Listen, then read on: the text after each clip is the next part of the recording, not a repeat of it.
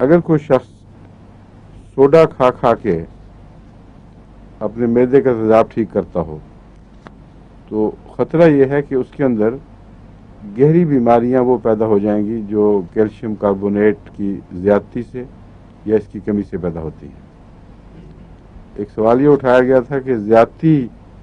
کی علامتیں کیا ہوتی ہیں، کیسے بنتی ہیں اور کمی کی کیسے بنتی ہیں۔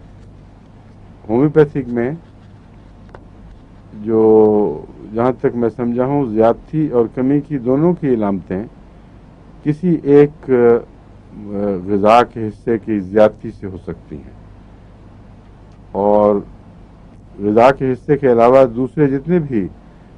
ایسے کیمیائی مادے ہیں جنہیں ہم ہومیوپیتھی میں استعمال کرتے ہیں، ان کو اگر ضرورت سے زیادہ دیا جائے تو وہ دونوں طرح کے رد عمل دکھا سکتے ہیں۔ زیادتی اس طرح مثلا کہ کیلشیم اگر بار بار دیا جائے اور زیادہ دیا جائے